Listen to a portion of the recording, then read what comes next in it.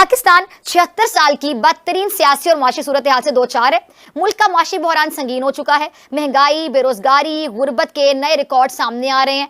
गुज़िश्ता 8 माह में महंगाई की जो शरह है उसमें होशरुबा इजाफा हो चुका है। डॉलर की बढ़ती कदर ने रुपए को रौंद कर रख दिया है। अभी किसी ने ट्विटर पे लिखा था मजाक में कि अब हम गजवा हिंद कैसे करेंगे, हमारे पास तो पैसे ही नहीं रहे।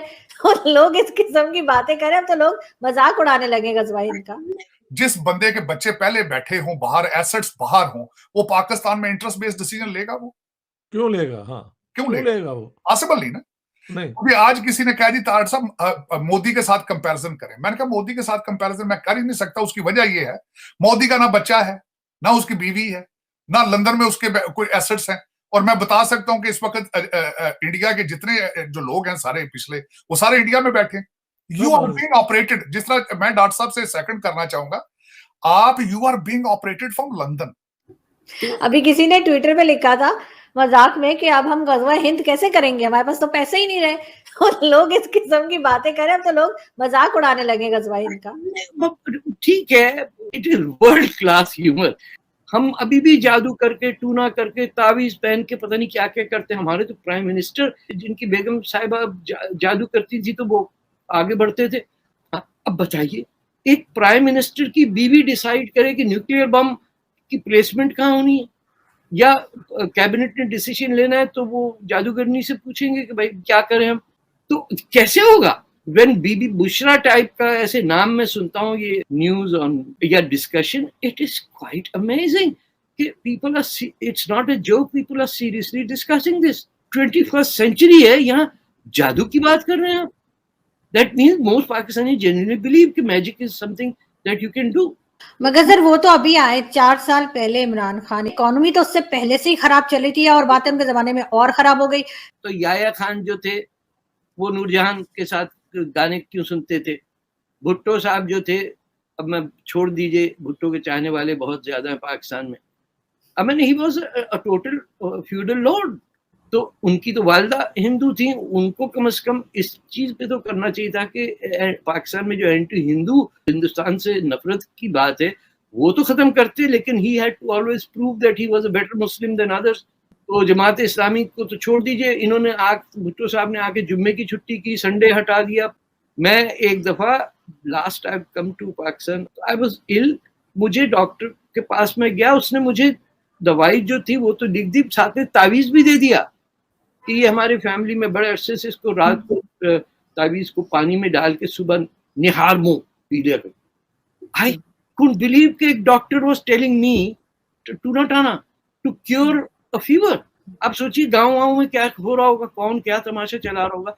When an entire society rationalism को डंप कर दे, that country can't progress। ਉਹ ਤੁਸੀਂ ਤੁਹਾਡਾ ਹੀ जुमला खोतियां ते फिरदे ने पे हो, ठीक है। एंड वो हम उनके साथ बैठ के और तो अपना बॉर्डर डिस्कस नहीं, हमारी जो शराफिया है जिसमें सिविल और मिलिट्री लीडरशिप है, क्या उनको पता नहीं था कि जब तक कॉन्फ्लिक्ट रिजॉल्व नहीं होंगे तरक्की मुमकिन नहीं होती? तो हम ये जो परपेचुअल कॉन्फ्लिक्ट है जिसके अंदर हम मौजूद हैं, ये क्यों हमारी ये शराफिया ये आज तक फैसला नहीं कर सकी कि अगर अगर इन तरक्की करनी है तो इन कॉन्फ्लिक्ट से जान छुड़ाएं? हम क्यों इस कॉन्फ्लिक्ट का हिस्सा बनते जा रहे हैं? आपकी क्या सोच है सर इसमें? मेरी सोच, मैं चीमा साहब इसका आखिर लुबे लुबाब बताना चाहता हूँ सिर्फ आपको। मैं ये इसको घुमाऊं पेचूं, इधर उधर पॉइंट्स दूं, दिए जा सकते हैं, लेकिन देखें मैं आज एक आपको कंपैरिजन देना चाहता हूं। आप इस वक्त आपकी रूलिंग एलीट क्या है? ना माजी में उन्होंने नेशनल इंटरेस्ट बेस्ड डिसीजन लिए हैं, ना अब ले रहे हैं। पर्सनल इंटरेस्ट बेस्ड डिसीजन है। अब मैं उसकी मिसाल देना चाहता हूं। आप मुझे ये बताएं, आपके कितने लीडर जो है पाकिस्तान बेस्ड हैं? सारे लंदन बेस्ड हैं। आपके रिटायर एस्टैब्लिशमेंट कहां जाती? सारी लंदन चली जाती। आपके रिटायर जजेस भी यहां रहना पसंद नहीं करते। जिस बंदे के बच्चे पहले बैठे हों बाहर, एसेट्स बाहर हों, वो पाकिस्तान में इंटरेस्ट बेस्ड डिसीजन लेगा? वो क्यों लेगा? हाँ, क्यों लेगा वो? पॉसिबल नहीं ना। नहीं। अभी आज किसी ने कहा जी तारड़ साहब मोदी के साथ कंपैरिजन करें। मैंने कहा मोदी के साथ कंपैरिजन मैं कर ही नहीं सकता। उसकी वजह ये है, मोदी का ना बच्चा है, ना उसकी बीवी है, ना लंदन में उसके कोई एसेट्स हैं।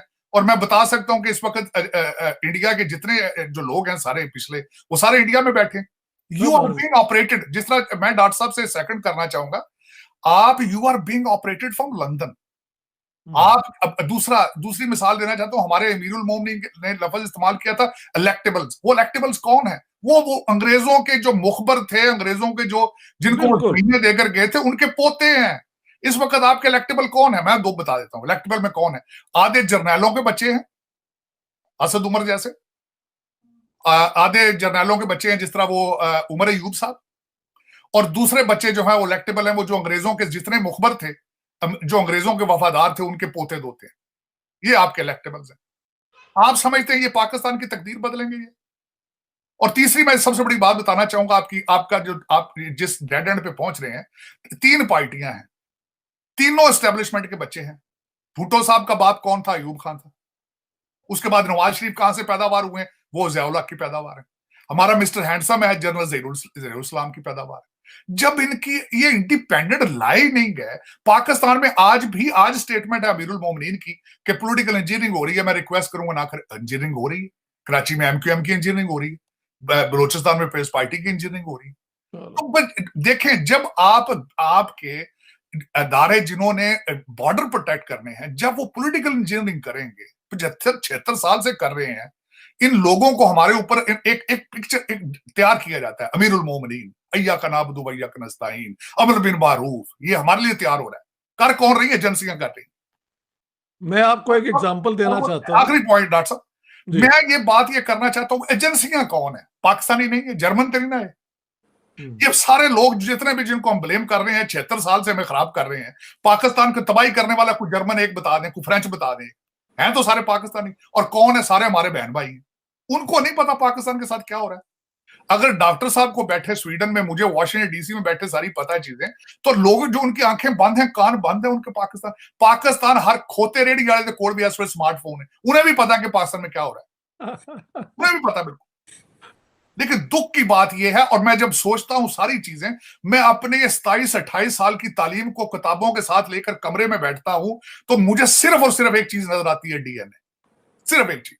हिस्ट्री पढ़ने के बाद, इस सब कॉन्टिनेंट की हिस्ट्री पढ़ने के बाद, अपनी जिंदगी को जब मैं माइक्रोस्कोप के नीचे रखता हूं, तो सिर्फ एक चीज नजर आती है, डीएनए।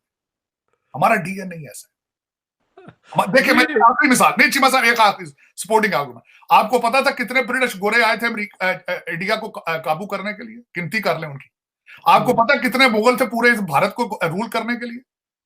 नंबर देखें उनके। अगर वो पॉसिबल है, तो आज ये भी पॉसिबल है जो है। एक्चुअली ये बात जो आज कर दी है ना साजिद ताड़र साहब ने, डीएनए है या नहीं है, साइकोलॉजी हमारी वाकई ये है।